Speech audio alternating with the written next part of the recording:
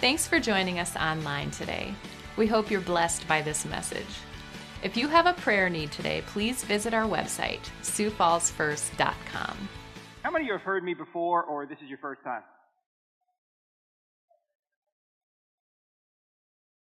I just can't get you guys. All right, I saw a few people raise their hand who were, this is the first time you've been here for the past 3 days? Okay. Hey, let me ask a question before we get started. How many people heard about this on Facebook? Can I see your hands, please? Facebook. Anybody in the balcony hear it on Facebook? See it on Facebook? Okay, maybe 20% of us. How many saw the billboard, and that's why you're here? Saw the billboard. 1, 2. Anybody in the balcony see it on the billboard? We're just trying to figure out what works and what doesn't. How many just saw it on Twitter, maybe? Twitter? Nobody. Instagram. How many saw it on the church website and just happened to see it there? Oh, a couple up in the balcony. And how many just go to this church and knew about it the whole time? There you go. Okay. Still, word of mouth is the best, isn't it? All right, for those of you who weren't here, what we're going to do is spend maybe 6 or 7 minutes on an overview of what we've covered for the past 3 nights or 2 nights, just so you can kind of see the whole argument.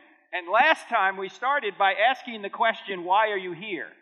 I don't mean why are you here tonight, but what is the purpose of your life? Why are you here on earth? It turns out that everything that we see around here has some kind of purpose, right?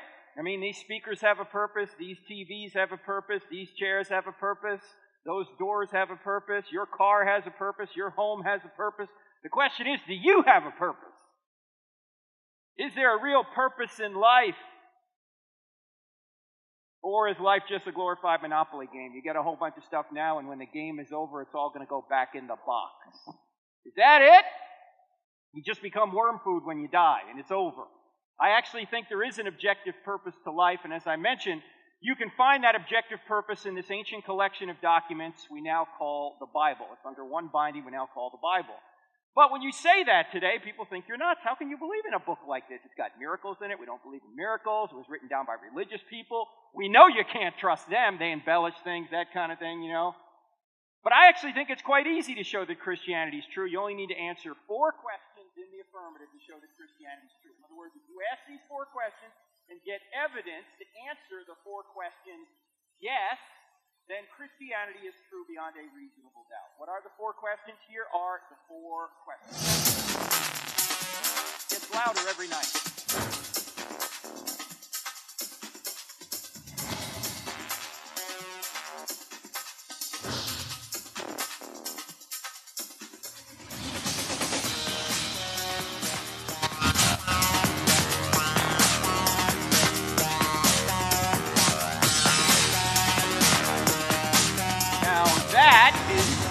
The introduction to our TV show, which you can watch tomorrow night if you're not sick of me by now. It's going to be on tomorrow night here in the Central Time Zone at 8 p.m. and midnight, and it's on DirecTV Channel 378. If you don't have DirecTV, it's on Roku, and if you don't have either of those, you can just go to your computer, go to crossexamine.org at 8 p.m. or midnight and watch it streaming live. And tomorrow night, we're talking about the Old Testament God versus the New Testament God. Are they the same? Is the Old Testament God angry and the New Testament God full of love? Are they different gods?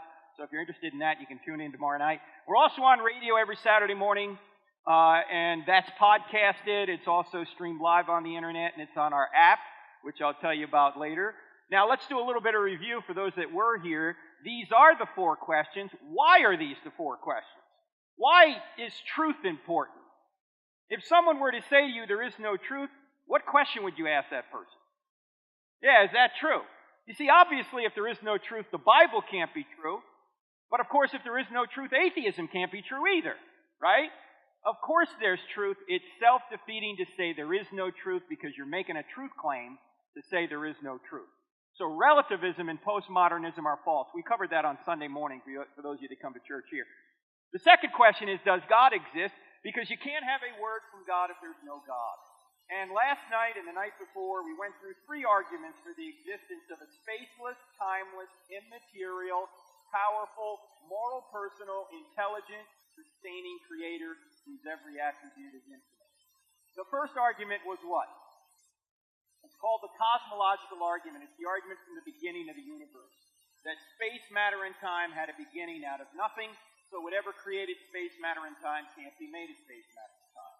The second argument was the teleological argument, or the design argument, which says the universe is designed, it's highly fine-tuned. If you were to change any one of a number of factors about the universe, just imperceptibly, we wouldn't be here. If the gravitational force were different, if the expansion rate was different, if certain ratios between the protons and the neutrons were any different, we wouldn't be here. And also, life appears to be designed as well. There's a code in every living thing that appears to be the product of a mind. And your code, by the way, is 3.5 billion letters long. Your genome, every one of your 40 trillion cells, has a message 3.5 billion letters long. In all our prior experience, we know that messages always come from mind.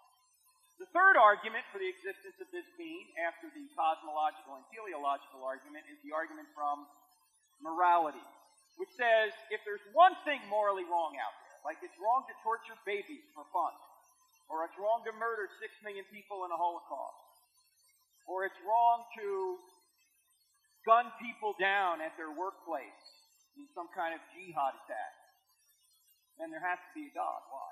Because if there is no God, then every one of those actions is just one person's opinion against another person. If there's no moral standard beyond humanity, no essential good, there can't be anything essentially evil. And we all intuitively understand there are certain things that are really right and other things that are really wrong. If that's the case, there must be a source for that, and that source is God's nature. So God exists. And we went through those three arguments, and we concluded that when you put these three arguments together, you come up with a spaceless, timeless, immaterial, powerful, moral, personal, intelligent, sustaining Creator. What all people would call God, a theistic God. A God who's beyond the world, who created the world and sustains the world. This God is to the universe what a band is to music. If a band were playing music up here, the band would be creating the music and sustaining the music.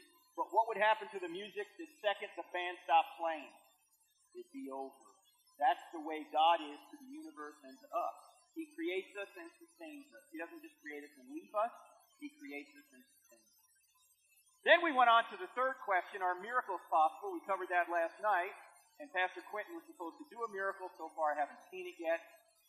Pastor, where are you? He's hiding. I can see! That is a miracle right there. We're still waiting for your miracle. Anyway, the question is, are miracles possible? And people have a problem with miracles because they've never seen one.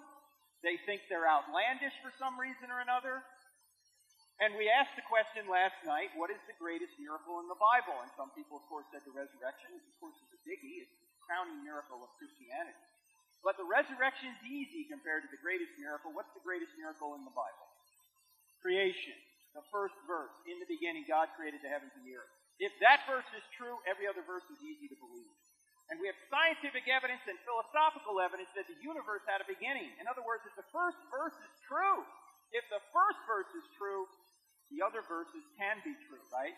Because if there's a God who created the universe out of nothing, can he do whatever he wants that's not logically impossible inside the universe?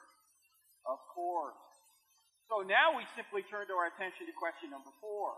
Is the New Testament true? Because we know that truth exists, God exists, and miracles are possible.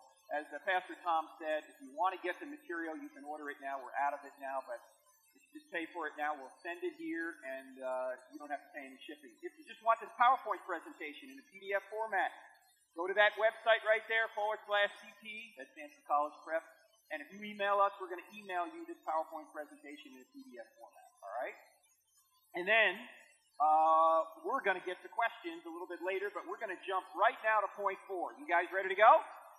All right, so we know that truth exists, we know that God exists, we know that miracles are possible, but we don't know what kind of God we have here. It could be Allah, it could be just Yahweh from the Old Testament, it could be another theistic God. How do we know it's the God of the Bible? How do we know Jesus is God? Where does all this come from? Well, in order to do this, we have to answer 2 questions.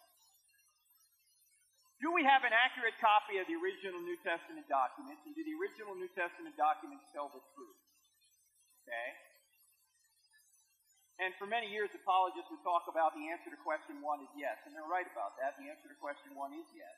But that's not enough.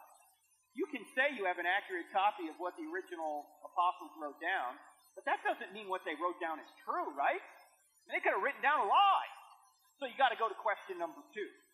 Tonight we're going to concentrate on question number 2. The answer to question number 1 is yes. In fact, if you look in chapter 9 of I Don't Have Enough Faith to Be an Atheist, you'll see all the evidence that, yes, we do have an accurate copy of the original New Testament documents. Even, how many people in here have heard the name Bart Ehrman? Have you heard the name Bart? Okay, a few of us have. Bart Ehrman is a former evangelical. He claims he was an evangelical. And he lost his faith and became a college professor at UNC Chapel Hill. About 10 years ago, wrote a book called Misquoting Jesus, where he tried to get you to believe that the answer to question number 1 is no. But even Ehrman admits that the answer to question number 1 is yes. If you press him on it, he'll say, yeah, we basically know what the New Testament writers wrote down. So the book ought not be called Misquoting Jesus. It ought to be called Misquoting Ehrman. Okay? Because he does admit the answer to number 1 is yes. But we're going to move into question number 2. Do the original New Testament documents tell us the truth? It's an interesting question. And we're going to go list 5 E's, or I should say 6 E's. These are 6 lines of evidence that all begin with the letter E, so it'll help you remember them, that show that the New Testament writers are telling the truth. I'm just going to list them here, and then we'll go through. We're only going to go through 4 of them because we have limited time. In fact, the book has a chapter called The Top 10 Reasons the New Testament Writers Told the Truth. We're just going to look at 4 of them. All right, we have early testimony. We have eyewitness testimony. We have embarrassing testimony. I'll explain that when we get there. We have excruciating testimony. Explain that as well. We have expected testimony. That deals with Old Testament prophecy, expecting a Messiah to come. And we also have extra-biblical testimony. Those are writers outside the New Testament that briefly mention Jesus and the apostles and what happened in early Christianity. Turns out when you take their brief references to Jesus and the apostles in early Christianity and you line them up, you get a story congruent with the New Testament. But we're going to drill down right here on point 1, early testimony. And for this, we need to go back to the 1st century. And there are 2 events in the 1st century that every historian agrees with. Just about every. There's no serious historian who doesn't agree with 2 events that occurred in the 1st century. Even atheists agree with this. That Jesus was crucified sometime in the early 30s, and the temple in the city of Jerusalem was destroyed by the Romans in 70 AD.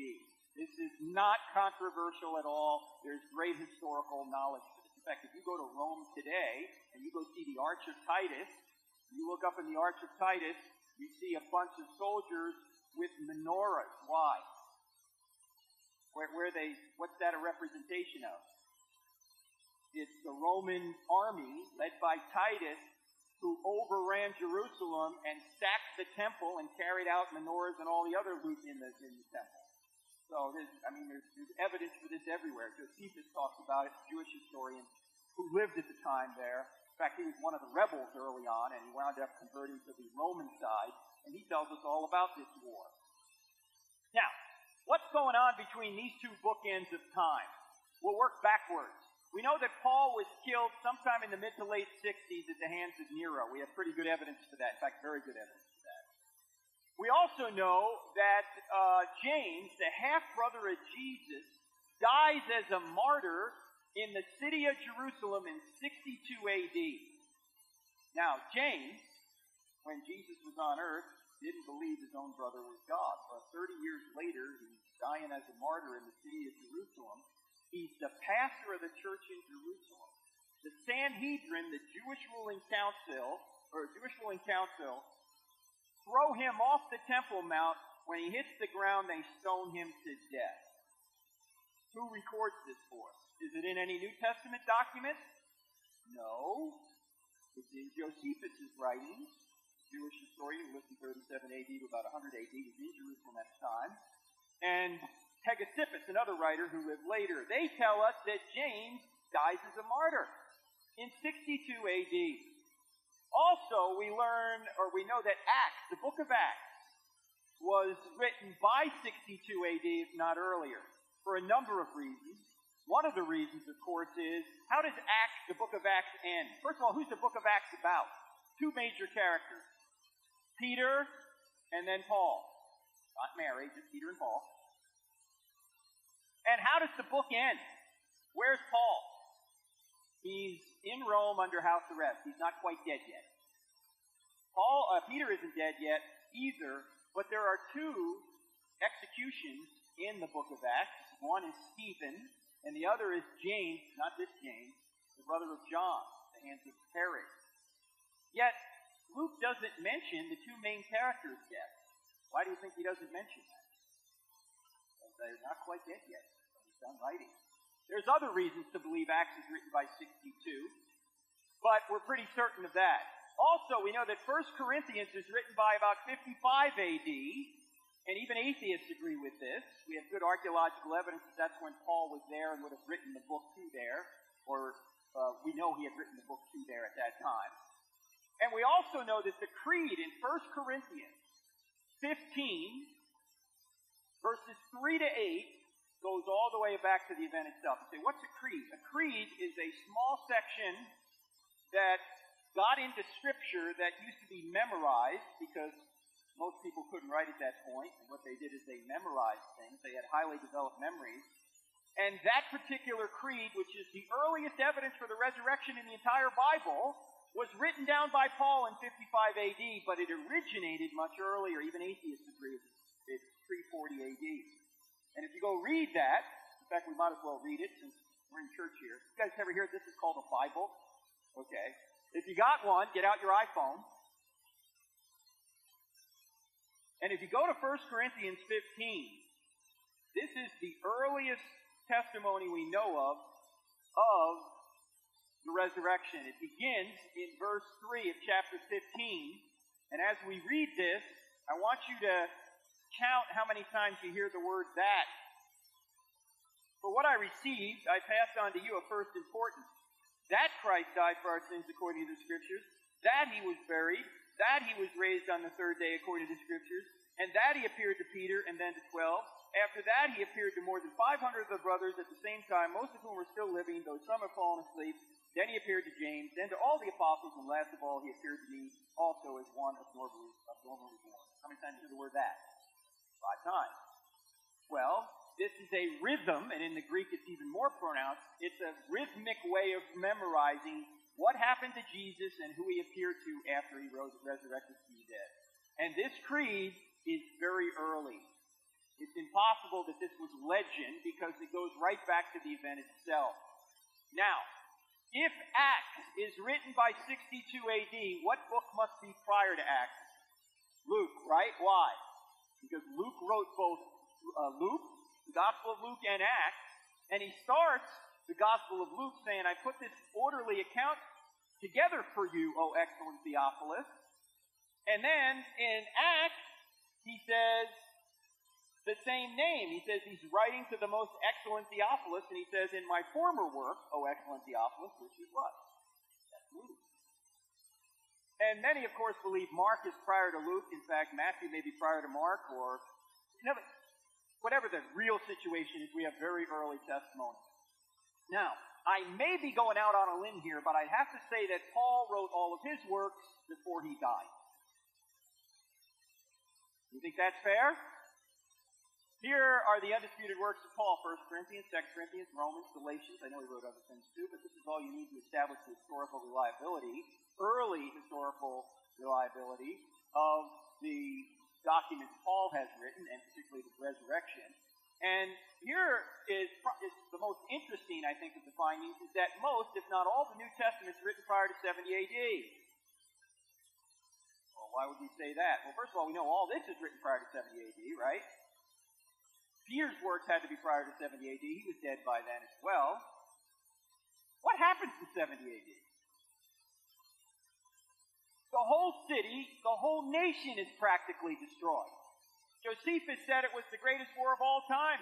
1 million people were dead. Maybe he was exaggerating, but he said it was awful. Everything was knocked over in Jerusalem. And the New Testament, none of the documents mention a word about this. You would think this would be too big to leave out, right? Actually, it appears in one place. Jesus.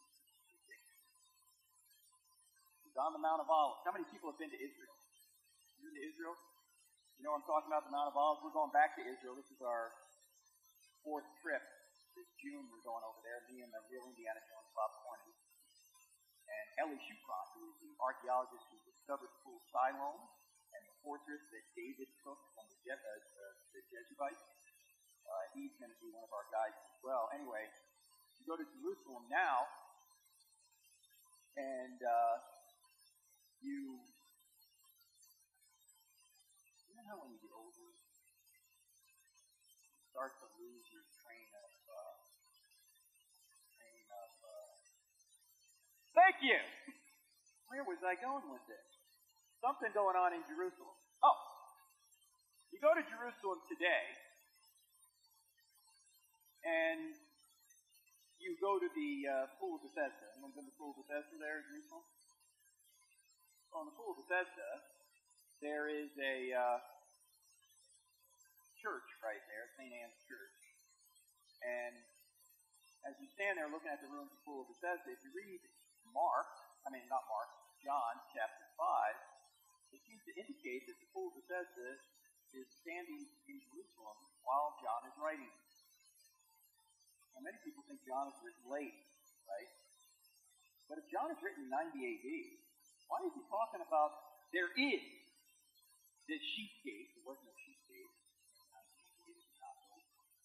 There is this pool there. Why would he be saying that? Also, when Jesus is on the Mount of Olives looking down at all this, there in Matthew chapter 24, he says, not one of these stones is going to be left upon another. And they ask him, when is this going to happen? And he says, before this generation passes away, these things will occur. Now, when did he say that? He said that in 30 AD. What's the generation? 40 years. When did it happen? 70 AD. But you know what? Nobody later on goes and says, you know what? Jesus was right. Why not? Because it hadn't happened by the time they had written the document. Even Revelation seems to indicate the temple is still standing. Now, is it possible Revelation's written later? Yeah, sure. There's a lot of apocalyptic language in there, obviously. But most, if not all, the New Testament documents are written prior to 70 AD. That's a very important point. Why? Because this is during the age of the eyewitnesses. It's very difficult for legend to crowd out historical fact while the eyewitnesses are still around. In fact, to see how this happens, or an example of this, you notice that just in recent years, very recent years, you've had a few, use the Jersey term, knuckleheads, say that the Holocaust never existed. Did you know that? In fact, the oldest survivor of Treblinka just died like a couple days ago. And now you're just starting to have some people say, well, no, it never happened. How far out are we from Holocaust? 7 years? 5 years? Something like that? It's really hard to do that when the eyewitnesses are still around. Here, this is within 40 years of the event. And as you can see, many of these are maybe within 20 or 15 years of the event. And the testimony goes all the way back to the event itself. So it's very difficult to crowd out historical facts with historical revisionism while the eyewitnesses are still around. So we have early testimony. Secondly, we have eyewitness testimony. Well, they claim to be eyewitnesses. It's throughout the New Testament documents. They keep talking about how they're eyewitnesses. It's one thing to claim it. It's another thing to prove it, right? Do they prove it? Yeah, I think they do prove it. Why? Because they put historical crosshairs in the text. What do I mean by historical crosshairs? I'm going to read 2 verses from the Gospel of Luke. This is chapter 3, verses 1 and 2. As I read these 2 verses, I want you to think to yourself, does it sound like Luke here is making up a story? He says, in the 15th year of the reign of Tiberius Caesar, when Pontius Pilate was governor of Judea, Herod, tetrarch of Galilee, his brother Philip, tetrarch of Ituraea and Trachonitis, and Lysania, tetrarch of Abilene, during the high priesthood of Annas and Caiaphas, the word of God came to John, son of Zechariah, in the desert. Does it sound like he's making up a story here? No. Why? Because an exact date is given. What's the date? 15th year of the reign of Tiberius Caesar, who came to power in 14 AD, so he's talking 29 AD. Also, all 8 people are known from history. You see these 8 people named in here? They're all known from history. They're all known to live at this exact time. This is not a once-upon-a-time story. This would be like somebody today saying it was the 8th year of the Obama administration. Joe Biden was the vice president. John Kerry is the Secretary of State. Mitch McConnell is the leader of the Senate. Paul Ryan is the Speaker of the House of Representatives. Everybody would know when we were talking about, right? That's what's going on here. And all these people are known from history. By the way, it's the older crowd. No extra charge for this. The older folks in the crowd. You guys remember the old Mary Tyler Moore show? Remember that show? Remember Ted Knight? Joe Biden is Ted Knight. Isn't he? Can't you just see him before he comes out to the cameras? He stops in the mirror and he goes, you handsome devil. You know? That's him. Anyway, no extra charge for that. Also, there are 84 historically confirmed or historically probable eyewitness details in the book of Acts alone. Just from chapter 13 to the end of the book, chapter 28. Roman historian Colin Hemmer went through the book of Acts with a fine-tooth comb, and he listed all of these details that have been confirmed to be accurate either by archaeology, other writings, or other means, like geography or topography. In fact, Luke gets all sorts of trivial stuff correct, like what was the mayor, equivalent of a mayor, in a small town somewhere in the Mediterranean? He gets it right. What was the strange slang used there? He gets that right. Like I learned some slang watching TV here. I still don't know what Kelloland means. What the heck is Kelloland? Turn on the news in Kelloland, it's 42 degrees. Looking on my map, is there a Kelloland? I thought this was Sioux Falls. But that would be the equivalent of somebody coming somewhere and saying, oh yeah, Kelloland. You would know that, we're talking Sioux Falls, right? Well, Luke does that with little places in the Mediterranean that he and Paul are traveling to. He even gets the wind directions right in particular parts of the Mediterranean at a particular time of the year. He even has the depth of the water off Malta right when they run aground in Acts chapter 27. He says they're in a nor'easter. They're caught for 14 days in this nor'easter. Suddenly, late one night, they hear what sound like breakers on land. They can't even see the land. But they take soundings to 120 feet. They try and orient the ship toward the land. They take soundings again. It's 90 feet. Then they cut the anchors and run aground. As I mentioned the other night, my friend Bob Cornish thinks he's identified the 4 anchors that went down in 90 feet of water in St. Thomas's Bay. Not St. Paul's Day. It wasn't St. Paul's Day, as the Maltese like to say. It was St. Thomas's Day on the other side of the island. If you go there, it's a beautiful spot. You can just see the description Luke gives in the book of Acts. You can just see it right in front of you there. They found these 4 Corinthian anchors, or 4 anchors from a Corinthian freighter, first century Corinthian freighter right there, and you can go see 3 of them now in the Maltese Museum right there in the town of Valletta. They didn't find a ship there, they just found 4 anchors. Why? Because they cut the anchors and then ran aground. An Italian crew found a ship several hundred yards from there later, a first century remains of a first century ship. But the anchors were in 90 feet of water, just like Luke says. Now, why Luke is recording all these trivial details about wind directions, water depth, slang, and government officials, he's also saying that Paul is doing miracles. Now, why would he tell the truth over trivial details and then lie over the big issue? Doesn't seem to make any sense. If he can be trusted on the little stuff that makes no consequence, you would think he could be trusted on the big stuff. You say, well, miracles don't occur.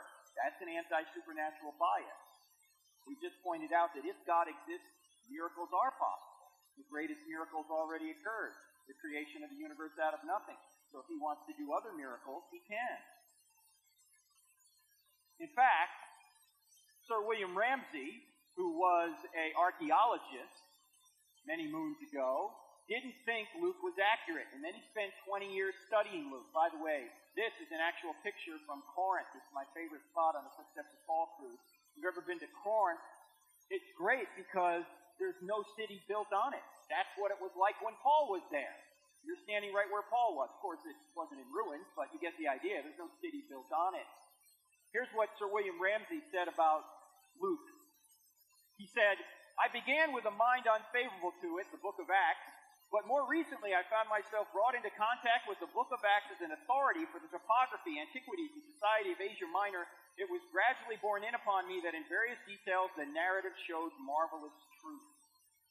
In fact, this guy found out that Luke references 32 countries, 54 cities, and 9 islands with no mistakes. He didn't have Google Earth. He didn't have a computer. He was there. That's why he knew all that stuff. Also, there are several other of these details that Luke includes in his gospel. Some of them we saw in Luke chapter 3, or Luke chapter 3 I read earlier. There are 59 historically confirmed or historically probable eyewitness details in the Gospel of John alone. By the way, these 59 details and these 84 details are all listed in chapter 10 if I don't have enough faith to be into it. If you want to see what they are, you can read them for yourself. Finally, the New Testament documents cite more than 30 people confirmed by secular sources or archaeology. One of the things that Dr. Geisler and I did when we wrote the book was we said, there's a lot of people mentioned in the New Testament. People like Pilate and Caiaphas and the Herods and all these people. Did those people really exist, or are they just do they only exist in the Bible and the New Testament documents? We found out that all of these people right here exist outside of the New Testament documents. They're in the New Testament documents, but they all exist in some form outside the New Testament documents, whether through some archaeological inscription or some other writing, some other reference. I mean, you got the Agrippas, you got Caiaphas, you've got Felix, you've got all the Herods. The Bible gets all the Herods right. Imagine trying to keep that bloodline straight. James is mentioned by Josephus. I just mentioned he was. John the Baptist is mentioned. In fact, Josephus tells us who John the Baptist lost his head over. Who? Who did he lose his head over? There was a woman by the name of Salome who danced for King Herod Antipas, and she pleased him so much, he said to her, you can have anything you want up to half my kingdom. And her mother didn't like the fact that John the Baptist had called her mother out and Herod for having an illicit marriage. And so her mother said, give me John the Baptist's head. And Antipas didn't want to do it, but he did it. But he gave the word. So John the Baptist was beheaded. And the name of the woman who asked for it is not in the New Testament documents. Also, by the way, you could put Jesus in here. That's 32, and there's probably more than that.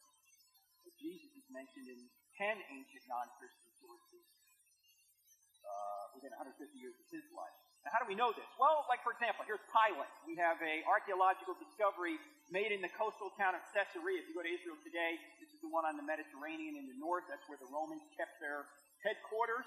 And this inscription, which was discovered in 1961, says Pontius Pilate, prefect of Judea. Pontius Pilate is also in Josephus' writings as well. Not only do we know that Caiaphas existed, we have his bones. This is an ossuary. What's an ossuary? It's a burial box that the Jews used from about 20 BC to about 70 AD. And what they did is after somebody important died, about a year later, they take the bones out and they put them in this ossuary, this limestone box, because they believed in a bodily resurrection and they wanted to keep the bones together. Well, in 1990, they ran a bulldozer into a hillside somewhere. They were going to build a water park or something, or an apartment complex, and they discovered a bunch of ossuaries. And this particular ossuary was very ornate, and on the side of it was an inscription that identified the remains as the remains of Caiaphas. Now, who was Caiaphas? Caiaphas was the high priest who sentenced Jesus to die. You saw the Passion, he was the one in the purple robe. Are you the Messiah, the Son of the Blessed One? Jesus said, I am, and you will see the Son of Man coming with great power on the clouds. Whoa. That's when Caiaphas tore his robe and said, blasphemy. You're claiming to be God. And he was. So not only do we know that Caiaphas existed, we have his bones. Inside this ossuary was the bones of a 60-year-old man and his family. Imagine that. You've got the guy who sent Jesus to die. We have his bones. By the way, there's been hundreds of these ossuaries discovered. You go to the Israel Museum in Jerusalem, right across from the Knesset, you will go and see this ossuary sitting out there on a table. No glass around it, it's just sitting there. Touched it, probably shot, but there it is! By the way, you may have also heard about the ossuary of Jesus, maybe about 10 years ago. Now, if there's an ossuary of Jesus, Nazareth, what does that mean? Christianity's not true, right? Because he didn't rise from the dead. Well, who came up with this Jesus ossuary? James Cameron. James Cameron is the director of Terminator, The Titanic, and Avatar, and other movies. So he's an archaeologist. No, they discovered this thing back in like 1980, and the guy who discovered it said it has nothing to do with Jesus of Nazareth. But James Cameron, about 25 or 30 years later, said, wow, this would make a great Discovery Channel special, the ossuary of Jesus. So they made this Discovery Channel show trying to say that this could have been the ossuary of Jesus. But it's not the ossuary of Jesus. Even the guy who discovered it says it isn't. And how do we know? Well, one reason is the fact that Yeshua, or Joshua, the name of Jesus, was the sixth most popular name in Jerusalem at the time. Do you know how many Jesus ossuaries have been discovered? This is as of about 2006. I don't know if there's been any more since then. 22 have been discovered. So to say that any one of them has to be Jesus of Nazareth would be like going out to a graveyard and saying, you see John on the tombstone? It's got to be John the Baptist. Come on. Right? No, it was just a sensationalized story. And by the way, sitting right next to this box in the Israel Museum is this. It's actually hanging right there in a display case. That is the bone of a crucified victim from the first century in Jerusalem. This is just a mock-up to show you the relative angle of the nail going through the heel bone. In other words, we know crucifixion was used in the first century. We even have archaeological evidence for it. Now, there are scores and scores of these archaeological discoveries. Obviously, we don't have time to go through them. But U.S. News and World Report, which last I checked was not a Christian mouthpiece, concluded this. They said, in extraordinary ways, modern archaeology has affirmed the historical core of the Old and New Testaments, corroborating key points of the stories of Israel's patriarchs, the Exodus, the Davidic monarchy, and the life and times of Jesus. Let's check that out. Okay, let's see. The patriarchs, that'd be like Moses, or Abraham. Exodus, that's Moses. Davidic monarchy, that's David. That's the whole Bible! Yeah, that's the point. There are scores and scores of these discoveries. They don't prove everything in the Bible is true, but they corroborate the Bible. In fact, don't let this get out of the room because it's politically incorrect. Archaeology actually is the Bible concept. Follow it. They find stuff. Go to Israel. Just about everywhere you step, there's some kind of archaeological feat going on. Now, we got to move on to embarrassing testimony now. And embarrassing testimony is my favorite of all of them. Because I'm naturally skeptical, but this one kind of pushes me over the top to say this is really true. What is embarrassing testimony? Embarrassing testimony means that if something's embarrassing to the author or authors, it's probably true. Why would it be true? Because you're not going to invent embarrassing details about yourself, right? I mean, if you do something embarrassing today, you're not going to probably tell people about it, are you? You're certainly not going to invent embarrassing details about yourself. In fact, let me ask the question this way. How many people in here have ever lied to make yourself look good? You don't have your hand up right now. You're lying to make yourself look good, and it's not working. We know you're lying. All right, how many people in here have ever lied to make yourself look bad? You don't lie to make yourself look bad. Unless you're a pool shark, temporarily, right? But no, you guys have done that, haven't you? You don't lie to make yourself look bad. You may lie to make yourself look good, but you don't lie to make yourself look bad. So the New Testament documents are filled with embarrassing details about the writers and even potentially about Jesus. By the way, it's true of the Old Testament as well, but we're just going to look at the New Testament. Now, they wouldn't have invented any of this. That's why we call this the dove factor. They're not making this up. Notice the New Testament writers depict themselves as dim-witted. They fail to understand what Jesus is saying several times. They don't get his mission until he's already resurrected from the dead and then ascended to heaven. Up to that point, they don't quite know what he's doing. And then after he ascends to heaven, they finally go, wow, I could have had a V8. Before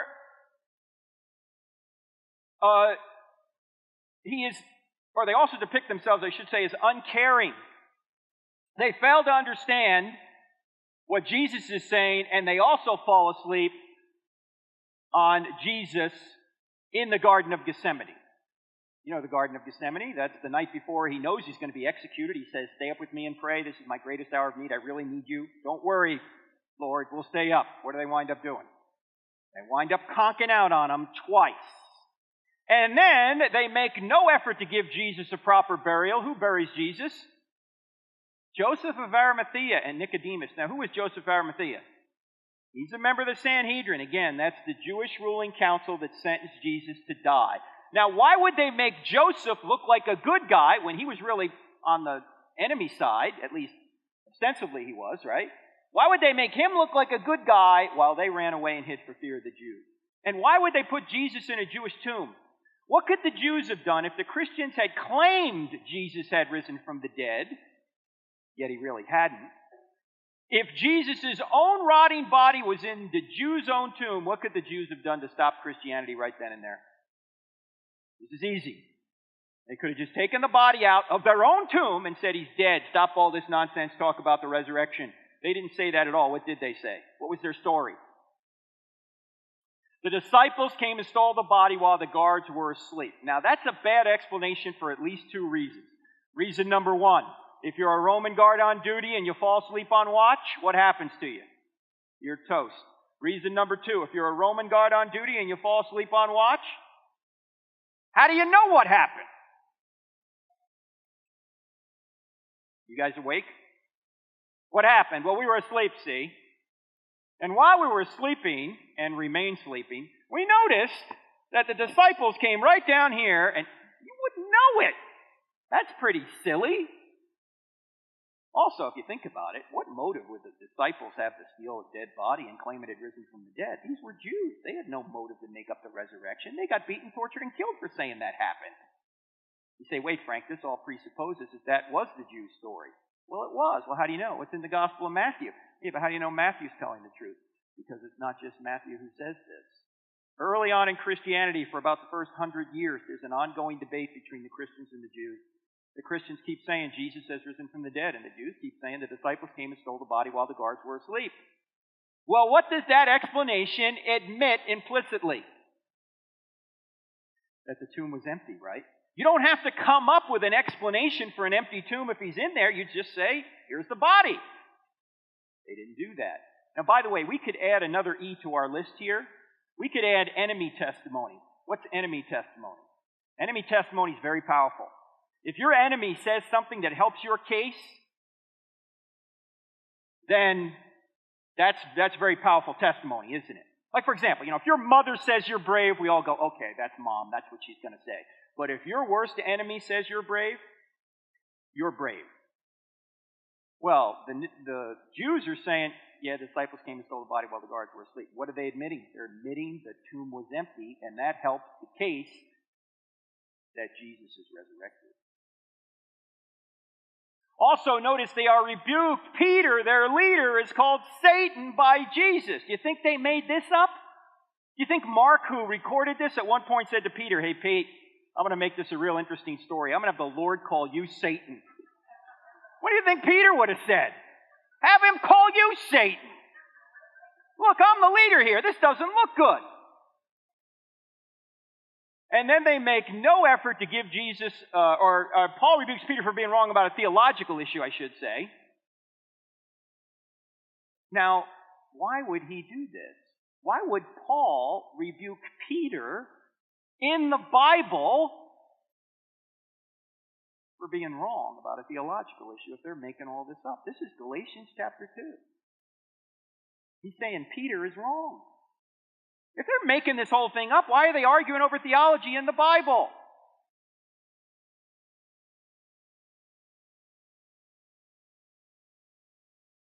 Hey, let me ask you guys a question. Should Christians criticize other Christians? What do you mean by that? That's good.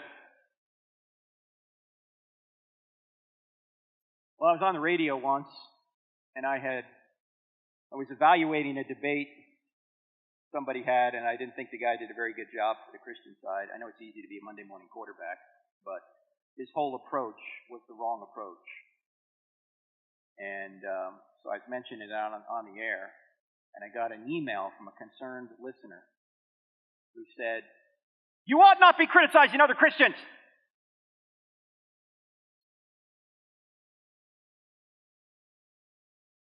Anybody see the problem yet? Here she is, a Christian, criticizing me, another Christian, that you ought not be criticizing Christians. It's another one of those self-defeating deals, right? Of course we're supposed to criticize other Christians. In fact, what's the purpose of the Bible? According to itself, according to 2 Timothy 3, the Scriptures are to make you wise unto salvation and are useful for teaching, rebuking, correcting, and preparing us to do good works. If we don't correct one another, we're never going to become more like Jesus. Now, that doesn't mean you have to be unkind doing it. Doesn't mean you have to be unkind doing it. But you have to correct one another. That's what discipline, that's what disciple is, right? Discipline means, it comes from discipline to stay on track. And we've got to help one another do that. Don't buy into this idea you can't criticize or help somebody stay on track toward Jesus. That's what we're all called to do. And Paul does it right in the Bible. Also, if you notice, Paul calls people out in the Bible, doesn't he? Stay away from so-and-so, he's dangerous. This guy did a lot of harm for me. This guy's a false teacher. In fact, a friend of mine, one of my pastor actually in Charlotte, was preaching once, and he started naming false teachers, particularly from the Word of Faith movement, because they're on TV all over the place, right? And he got an email that week from somebody saying, "You ought not name names, just preach Jesus."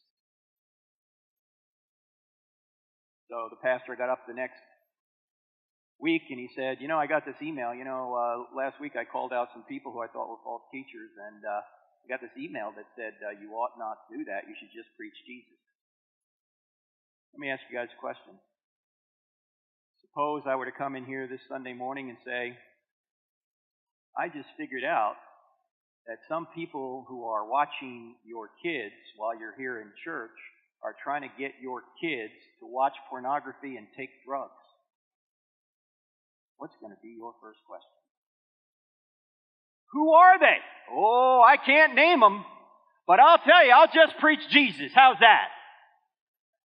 Are you going to be outraged or what? Absolutely, and you should be. The shepherd has to keep away the wolves. That's what he's supposed to do. And the rest of us ought to be sheepdogs to keep the wolves away.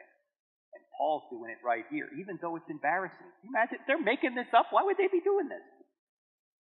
Notice also they are cowards. Peter denies Christ 3 times after saying, Lord, I'll never deny you. Now think about this. This is Peter, again, their leader. First of all, the Lord calls him Satan. Secondly, after saying, Lord, I'll never deny you, he denies him 3 times. And later on, Paul has to dope slap him for being wrong about theology. This is really not good PR. And then notice, at the crucifixion, the disciples run away.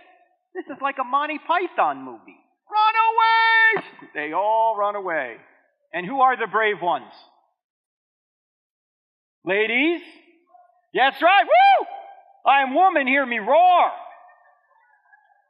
The women are the brave ones. Now, who wrote this down? Men. Now, what man is going to invent that he was hiding for fear of the Jews while the women went down and discovered the empty tomb? Would any man in here invent that? No way! I mean, if I was inventing it, I'd write something down like this. Let's see. We marched out right down there and overpowered that elite Roman guard. John roundhouse kicked him. Peter said, get out. Philip said, we'll be back.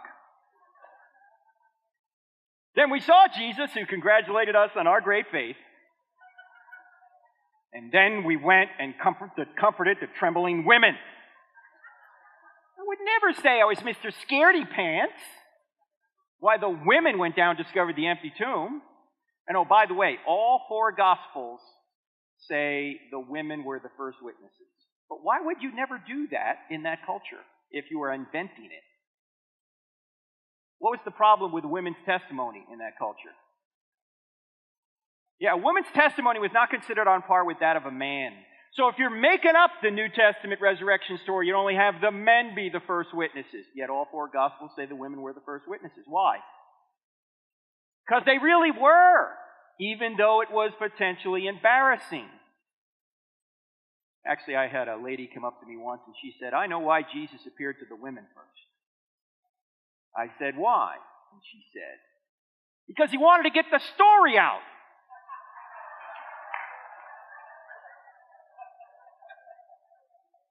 I said, that is an excellent point. I had not thought of that. Because men, when your man comes home from work, does he say much? There could have been a nuclear explosion down at the plant. He's not going to tell you. Right? You got to pry that out of him. Imagine Peter, that first resurrection Sunday, he comes home and his wife sees him and she goes, hey, honey, anything happen at work today? Same old, same old. Wait, I heard Jesus had risen from the dead just like he had predicted. Is it true? Oh, yeah, it is. You got anything to eat around here? See, men don't say much. By the way, that explains, Gary had that question last night about, keep silent in church. Men don't say much. Paul had to say, hey, ladies, keep quiet up there. Quit asking your husbands. Wait for after the service. Also notice, the disciples are doubters. In fact, despite being taught several times that Jesus would rise from the dead, the disciples are doubtful when they hear of the resurrection. Not only are they doubtful when they hear of the resurrection, check this out. Some are even doubtful after they see him risen. This is Matthew 28:17. What happens in Matthew 28:19? That's the Great Commission. That's the end of the Gospel of Matthew. That's the climactic point. Jesus is there. He's about to give them the Great Commission. He's standing there and he says, go, therefore, make disciples of all nations. Notice he doesn't say make believers. Make disciples of all nations, baptizing in the name of the Father, Son, Holy Spirit, amen, and lo, I am with you always, even to the end of the age. That's the end of the book.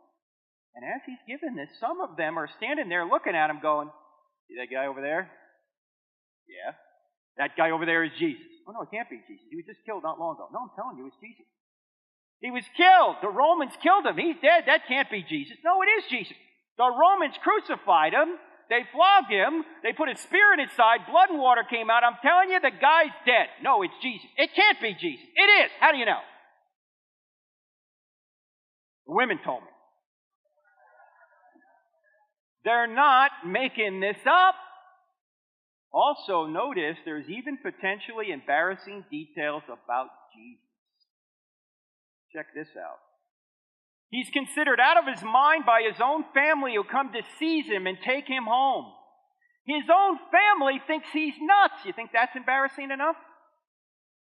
You may have heard people say, well, the scholars embellish Jesus to be God. Oh, really? Then why are they putting this kind of thing in there? Did I say the scholars? The scholars are saying that the disciples embellish Jesus to be God. They wouldn't put that in there if they're trying to embellish it. Also, notice he's deserted by many of his followers. In John chapter 6, he says, look, you want to follow me? You must eat my flesh and drink my blood. And many of the disciples said, wow, this is a hard teaching. We can't follow this guy anymore. Hey, if I was there, I'd say the same thing. Eat flesh, drink blood? What are you, a cannibal? I'm not following you either. And who would have invented the eat flesh, drink blood comment? That's not invented. That's an authentic comment. Embarrassing at that time, but it's in there. Also, notice he's not believed in by his own brothers. In John chapter 7, his own brothers don't believe in him. That's embarrassing. We learn later, as I mentioned earlier, that James dies as the pastor in the church in Jerusalem 30 years later. Why? Because as we already read, as Paul tells us, he's receiving, or he's passing on to the Corinthian church what he received, that James was appeared to by Jesus, or Jesus appeared to James. And of course, James and Paul met, and so they talked about that as well.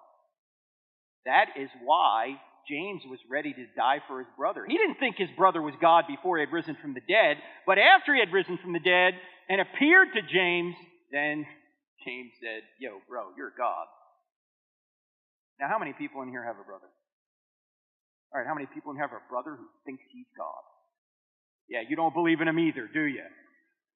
Neither did James, but the resurrection convinced him. Also, he's thought to be a deceiver. That's embarrassing. He turns off Jewish believers to the point that they want to stone him. In John chapter 8, he's talking to Jews who believed in him. He gets to the point in the conversation where he says, look, you believed in Abraham, you ought to believe in me, because I knew Abraham. And they went, you're not even 50 years old. How could you know Abraham? And he said, before Abraham was born, I am. And they immediately picked up stones to stone him. Why? Who is he claiming to be? Yeah, what's that a quotation from? Exodus 3:14, the burning bush. You remember when God appeared to Charlton Heston? Moses says to God, well, who should I tell the Israelites you are? And God says, tell them I am sends you. What does I am mean? I am means the self-existent eternal one. The being that had no beginning, the being that will have no end, the being that just be. Can you say that? Is that proper English? The being that just is. The unmoved mover, as Aristotle would say. The uncreated creator. The foundation of everything that exists. Jesus is claiming to be Yahweh. That's why they picked up stones to stone him. They knew exactly who he's claiming to be. The I am. You know, it amazes me today that there are people out there who say Jesus never claimed to be God, like Jehovah's Witnesses. When they come to my door, I go, come on in. Come on in, have a seat. Want something to drink? They get out the watchtower material. I say, whoa, before we get to the watchtower, can I just ask you 2 questions? Yeah, sure, go ahead. First question I ask all unbelievers, I mentioned this the other day. Question to ask is, if Christianity were true, would you become a Christian? Evangelical Christianity, if it were true. Now, it's very difficult for Jehovah's Witnesses, Mormons, or Muslims to say yes, honestly. Why? Because in the case of Mormons and Jehovah's Witnesses, they can be disfellowshipped by their family and lose their job, and life could be very difficult for them. Of course, for Muslims, you might be killed if you convert. Because according to the Quran, if you're a Muslim and you leave the faith, you are to be killed. Now, I asked that question just to see if they're open. Second question is this. If Jesus never claimed to be God, then why did they kill him? They're saying, love your neighbor? Does that get you killed? Jesus is out giving a sermon. He says, so love your neighbor. There's people in the audience going, what did you say? Huh? Say it again. Go ahead. Say it again. Is that going to get you killed? Saying love your neighbor, or pray for your enemies, or bless those who persecute you? No, what's going to get you killed is claiming to be God. Why? Because that's blasphemy to the Jews and it's sedition to the Romans. In fact, early on in Christianity, the Romans considered the Christians atheists because they knew they weren't Jews, but the Christians wouldn't venerate the Roman gods or bow down to Caesar, and so they said, these people must be atheists. That's the reason Jesus was killed. It was a double whammy. Blasphemy and sedition. He certainly didn't get killed for skipping around saying, love your neighbor, or bless those that persecute you. Also, notice he's called a madman. He's called a drunkard. He's called demon-possessed. You think they invented that? You know, people are calling the Lord demon-possessed. Yeah, let's put that in there. That'd be good. Let's make that up. He has his feet wiped with the hair of a prostitute, which easily could have been seen as a sexual advance. And oh, by the way, do you notice there are two prostitutes in Jesus' bloodline? Who are they? Ahab and Tamar. Do you think that Matthew and Luke got together at one point and said, you know what? I think we need to spice up the Messiah's bloodline a little bit. Let's put a couple of prostitutes in there. Here's Rahab, Tamar, the Kardashian. No, let's not. That's just going too far.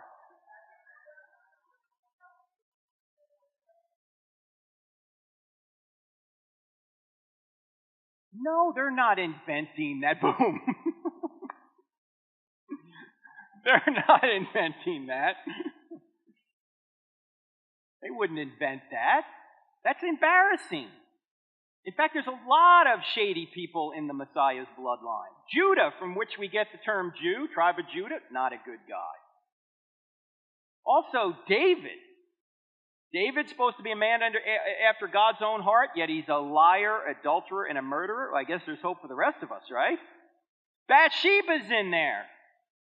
In fact, one of the writers won't even mention her name in the genealogy. He says, Uriah's wife. Ooh, that's a slam, isn't it? Because Uriah was the wife of Bathsheba, whom David had killed, so he could have Bathsheba. Yet, the writer puts, I can't remember if it's Luke or Matthew, but he says Uriah's wife. He's telling the truth, but it's embarrassing. In fact, you don't find this kind of thing in Pharaoh's bloodline, or you don't find any embarrassing details about Pharaoh. What would Pharaoh do to his historian if his historian started recording embarrassing details about him? He'd be toast. You don't even see this today. When a company puts out a press release, are they telling the whole truth and nothing but the truth? No, it's all sunshine and roses. When the White House press secretary is giving his briefing, is he telling the whole truth and nothing but the truth? I don't care what administration you're talking about. No, that guy up there is dancing like Michael Jackson used to dance, right? He is trying to spin everything. The ultimate no-spin zone is the Bible. There's no spin here. The documents tell about all the warts, sins, embarrassing gaffes, and problems of its supposed heroes. Which means it's telling me if it's embarrassing and they're leaving it in there, it's probably true. Finally, notice, Jesus is crucified despite the fact that anyone who's hung on a tree is under God's curse. If you're making up a Messiah to the Jews, you don't hang him on a tree. Why? Because that man is under God's curse, according to the Old Testament. Well, Jesus was under God's curse. What curse? Curse of sin that we put him under. But if you were inventing this, you wouldn't say that. You just have him come down on a white horse and save everybody. Now, there's more in the books on this, but let's move on to excruciating testimony, and then we'll get to your questions. Now, excruciating, what does that mean? Excruciating literally means out of the crucifixion. That's where the word comes from. And this is the argument that says these men who were in a position to know whether Jesus had risen from the dead or not died excruciating deaths when they could have saved themselves by simply saying it never happened. Here's a painting of Peter being crucified upside down. We don't know if he actually was crucified upside down, but we know he was killed. Tradition says he was. Sean McDowell, son of Josh McDowell, just did his doctoral dissertation on the evidence for the martyrdom of the apostles. I just had him on the radio maybe 2 months ago about it. You can go listen to the podcast if you download the app. There's very good evidence for probably 4 or 5 of these guys. There's moderate evidence for another 3 or 4 of them, and then there's very scant evidence for the remaining ones. But we know that several of them did die as martyrs. Now, let's take a look at the apostles' beliefs and practices before and after the resurrection. And what you need to keep in mind as we go through this list very quickly, that all of the writers of the New Testament, with the exception of Luke, were all Jews. They thought they were God's chosen people, okay? They thought they were God's chosen people. So you got to ask yourself, what motive would they have to make up a new religion? Before Jesus comes, they believed in animal sacrifice. They've been slaying lambs and other animals for hundreds of years to Yahweh. And then suddenly Jesus comes along and they say, Christ's sacrifice is enough. We don't need to do these sacrifices anymore. We don't need to slay all of these lambs because these lambs are just symbols. Here's the Lamb of God who takes away the sins of the world. All those lambs are just pointing to the true Lamb, Jesus. Before, they believed in a binding law of Moses. Afterwards, they say Christ's life has fulfilled the binding law of Moses, and Jesus actually does away with the dietary laws himself in Mark chapter 6. Before, they believed in strict monotheism. Afterwards, they believed in a Trinity, 3 persons in one divine essence. Yes, I know the Trinity is hinted at in the Old Testament, but it's much clearer in the New. Before, they believed in the Sabbath. In fact, they thought they could be stoned for not obeying the Sabbath. After, they believed in Sunday worship. And Paul goes on to say in Colossians chapter 2, don't let anyone tell you have to obey any Sabbath or festival day. Why? What did the Sabbath represent in the Old Testament? Rest. Who is our ultimate rest? Jesus. The Sabbath is here. The rest is here. Jesus is here. In fact, out of the 10 commandments, 9 of them are repeated in the New Testament. There's only one that isn't. Keep holy the Sabbath. Before, they believed in a conquering Messiah. Afterwards, they believed in a sacrificial Messiah. Before, they believed in circumcision. Afterwards, they believed in baptism and communion. Now, question. What would have caused these pious Jews, who thought they were God's chosen people, to abandon everything on the left and adopt everything on the right virtually overnight? The only thing I can think of is what psychologists call an impact event. What's an impact event? An impact event is an event that occurs in your life that is so dramatic that it can impact you in such a way that it can change your opinion or change your direction 180 degrees virtually overnight. Some impact events are so dramatic that you'll remember the event for your entire life. You'll remember an event 50 years ago if you're old enough, if it's an impact event. You might not remember what you had for breakfast this morning, but you'll remember the impact event. In fact, only some of you in this room will be able to answer this question, but I'm going to ask it anyway. If you can remember where you were on November 22nd, 1963, raise your hand and hold it up high. The rest of you, look around at these people. You see these people? These people are very old. November 22nd, 1963 is my earliest memory. I was 2 years old and 2 days. Yes, I'm 54 years old now. I know I don't look a day over 53. In fact, when I turned 50, my wife was very encouraging. She said, honey, you're going to live to be 100. I said, how do you know? She said, because you look half dead already.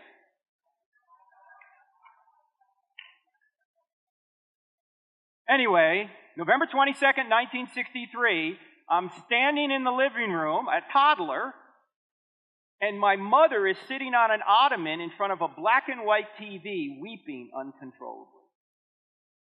Mommy, what's the matter? What's the matter? They killed the president. They killed the president. President Kennedy assassinated that day. I can still see her in my mind right now when she was 26 years old. I can see her when she was 26 as if she was sitting right there right now. She's 78 today. I can see her when she was 26. That's my earliest memory. I don't remember anything before that and very little after that. Where were you when the second plane hit the tower? You know where you were and what you were doing. I was in Charlotte where I live, and I had the TV on behind me in my office. I had seen the first tower had been hit by something. I didn't know by what. And I called a pastor in northern Charlotte. He wanted me to come speak at his church. We were trying to figure out the topic. I said, "You got the TV on?" He goes, "Yeah." I go, "Maybe a Cessna or something hit the World Trade Tower." Then we're talking, and suddenly he screams into the phone. He goes, "The second tower just got hit." I turned around and looked at the TV. The second tower's on fire. I said, "Was it a Cessna?" He goes, "No, it was a big plane. It was like a United plane. It flew right in there and exploded." I said, "You saw that?" He goes, "It was just on live TV." I said, look, let me call you back. I hung up the phone. For some reason that morning I had CNN on, Communist News Network. And I'm not making this up, but the commentator on CNN said this: "One has to think there's some sort of navigational error here." The navigational error? You doofus. This is the clearest day in the history of the Big Apple. What do you think, Stevie Wonder's flying these planes? "Where are we going, man?" No, I don't think so. This is terrorism. I called that pastor back the next day. I said, "We're going to come to your church and talk about Islam, because that's what this is related to." Now, 9/11 was over 14 years ago. But those of you who are old enough in here can remember something about that day. But if I were to ask you where you were 14 days ago, just about everyone here is going to go, "Oh, let me look at my iPhone. What was I doing that day? I don't know." Why can you remember something from 14 years ago but not 14 days ago? Because there was an impact event 14 years ago. There's no impact event 14 days ago. Now, do you think if Jesus really rose from the dead that would have been an impact event for the disciples? Do you think they would have remembered everything Jesus was saying and doing till the day they died? Do you think that would have explained why they abandoned everything on the left and adopted everything on the right virtually overnight? Yeah, that's about the only way to explain it. Why would they give up Judaism? They thought they were God's chosen people. In fact, you could ask this question: what did the New Testament writers have to gain by making up a new religion? What did they have to gain by saying Christianity was true? Well, first they got excommunicated from the synagogue, then they got beaten, tortured, and killed. Last I checked, that was not a list of perks. We're going to start a new religion. We are? Yeah. What's it going to get us? Well, first we'll get excommunicated, and then we'll get beaten, tortured, and killed. Well, sign me up! What a great idea! Why haven't we thought of this earlier? No, I don't think so. In fact, they had every motive to say the resurrection did not happen, not every motive to say it did. Now, I get this question, and maybe you do if you're a Christian too. The question goes like this: well, are there any non-Christian sources that talk about Jesus and the apostles?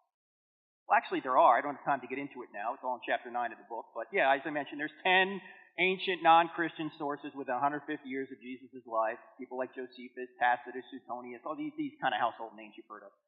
And so they're there, and you get a story congruent with the New Testament. But you know what that question assumes underneath it? You know what? You really can't trust these people, because these people are religious people. And religious people lie. They embellish stuff. You've got to go to the secular sources to find out the real truth. If you think about that for more than 10 seconds, you realize how stupid that is. Why? What motive did these people have to say this was true? They had every motive to say it wasn't true. They were already Jews. They were already God's chosen people. They got excommunicated, beaten, tortured, and killed for saying it was true. Why would they do this? I'm going to rely on these folks because they were the eyewitnesses who had everything to lose by saying it was true, and they said it was true anyway. And I want to also point out that we think this is one source. This is not one source. The New Testament was written by 8 or 9 different people, depending upon who wrote Hebrews. We don't know who wrote Hebrews. Over a 20 to 50 year period. Of course, the Bible is written over about a 1,500-year period by about 40 different authors. We put it under one binding, but in reality, this is a whole bunch of sources put together. So it's not one source. Why would they die for a known lie? You say, wait a minute, Frank, you just got done talking about 9/11. Muslims have martyrs. Are you telling me that martyrdom proves Christianity? If so, doesn't martyrdom prove Islam? But they both can't be true on the issue of Jesus, because the New Testament documents say Jesus died and rose again, and the Quran says in Surah 4 he didn't die. He was taken straight to heaven. They both can't be right, law of non-contradiction, yet they both have martyrs. So isn't the martyrdom thing kind of a wash? No, it's not kind of a wash. Why? Well, there's a number of differences between the Muslim martyrs of today and the New Testament martyrs of New Testament times. So let me just give you one main difference. The Muslim martyrs don't have evidence that Islam is true. They just have faith. The New Testament writers, on the other hand, saw Jesus, touched Jesus. They ate with Jesus. They verified with their own senses Jesus had risen from the dead. You see, many people will die for a lie they think is the truth. Nobody will die for a lie they know is a lie. And the New Testament writers were in a position to know whether it was a lie or not, and they went to their death anyway. You can't get better evidence than that unless you're there yourself. Now, whenever you say this, by the way, you always have to say, not all Muslims agree with this. That's true. But some do. And where do they get the justification from? Surah 8, Surah 9, the life of Muhammad. Thank God for Islam. Because if they followed their script or their scripture to the letter, everyone would be positive. Now, what's the summary? We have early eyewitness, embarrassing, excruciating, expected, and extra-biblical testimony. What's the conclusion? The conclusion is it's fact, not fiction. If it says Jesus said it, then Jesus really said it. If it says Jesus did it, then Jesus really did it. Now, we're not saying at this point the Bible's inerrant, although I think it is. You have to go do more work to get to inerrancy. But the main point here is that the Bible's historically reliable. When you read the Bible, you can get... When you read about the resurrection of Jesus, you can say, yes, Jesus really did rise from the dead. And that's the most important fact in Christianity. Okay? Now, we just did a radio broadcast on inerrancy. In fact, we just put it up on the podcast this afternoon. So if you want to get more into the question of inerrancy, listen to the podcast, download the app, listen to the podcast, the one for February 20th. But the only point we're making here is that the New Testament documents are historically reliable. And that's all you need to show that Christianity is true. And here's the overall argument again. Does truth exist? The answer is yes. Be self-esteem to say it does. And does God exist? Yes. We've got evidence for a spaceless, timeless, immaterial, powerful, moral, personal, intelligent, sustaining creator. Are miracles possible? Yeah, the greatest miracles already occurred, so other miracles are possible. And miracles are often used to confirm a message from God. And Jesus had a new message from God. So miracles were done through him and his apostles to tell us that he really speaks for God, and that we get that in the New Testament documents. Is the New Testament true? And there's other evidence that we've been to show that the New Testament documents are true. So again, if you want to go more into this, the book's available, and the DVDs you can order out there. Don't forget, that's the website to get the PowerPoint presentation in PDF form. We're on YouTube, Twitter, and Facebook. Sign up for the Facebook page, crossexamine.org, and Dr. Frank Turek. Also on radio Saturday. On Sunday we do, on Wednesday, tomorrow night, we're on DirecTV. And make sure you download the free app. Okay? Cross-Examine, 2 words in the App Store. We're almost up to 90,000 downloads now, so people are finding it helpful. In addition to the radio program, there's a quick answer section in there. Okay. Before we get to questions, we've got to wrap it up this way. The big so what question, right? So what if it's true? Big deal. Well, in order to answer the so what question, we need to ask the question, why did Jesus come? I mean, what's the whole purpose of Jesus? Actually, Jesus tells us why he came. He says this, for even the Son of Man did not come to be served, but to serve and to give his life as a ransom for many. Now, some of us may be thinking, what's this ransom business? I don't need anybody to pay a ransom to God to get me off the hook. I'm a pretty good person. I can make it to God on my own. You know why we think that? Because we have a relative moral standard in our mind. From the moral giant Mother Teresa down to the moral midget Hitler. And next to Hitler, we put criminals.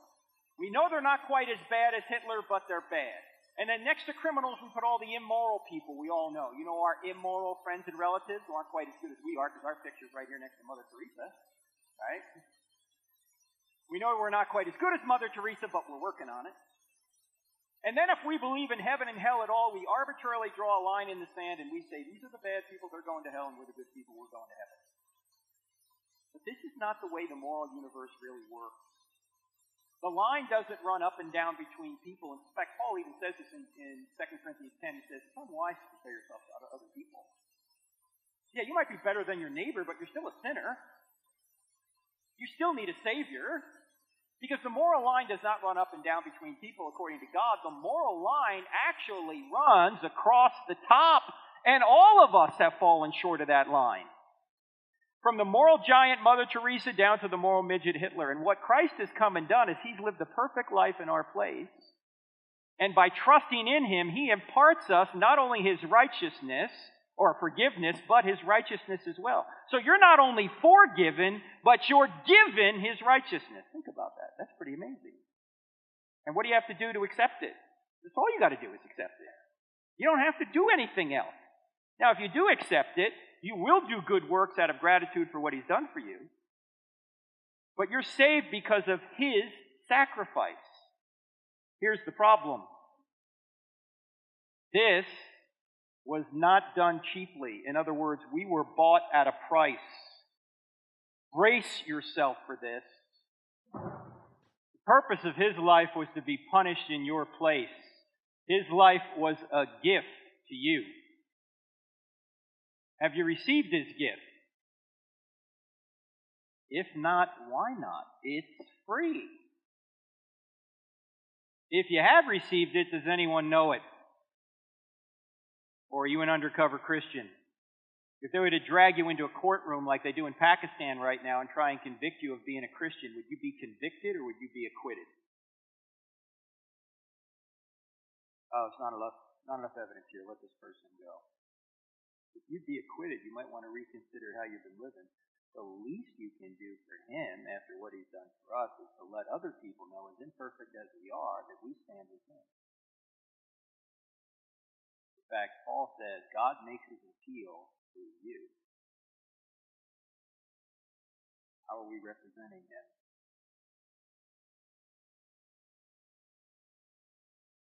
I mentioned earlier, you know that every one of us in this room experiences some discontent. Doesn't matter how good our lives are. Doesn't matter if we have the best husband, the best wife, the best girlfriend, the best boyfriend, the best kids, the best parents, the best car, the best house, the best job. There's something wrong. And every story you read in a novel, every movie you see, is about trying to find a Savior. The news of Christianity is there really is a Savior. And when you accept Him, not everything's going to go right for you, at least not now, but ultimately it will. Because you will see what you were created for. Yeah, everything in this room has a purpose, and so do you. What's your purpose? Your purpose is not to live a life that's a glorified Monopoly game. Your purpose is to know God and to make Him known. John 17:3. This is eternal life, that they may know you, God the Father, and Jesus Christ whom you sent. Notice eternal life is not about a quantity of time, it's about a quality of a relationship. That they may know you. What you were made for is to know God. Not just know that He exists, but to trust in Him. We're never going to see that completely here on this side.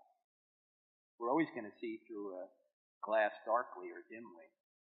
But when we see God for who He is, then we will know what we were created for. So,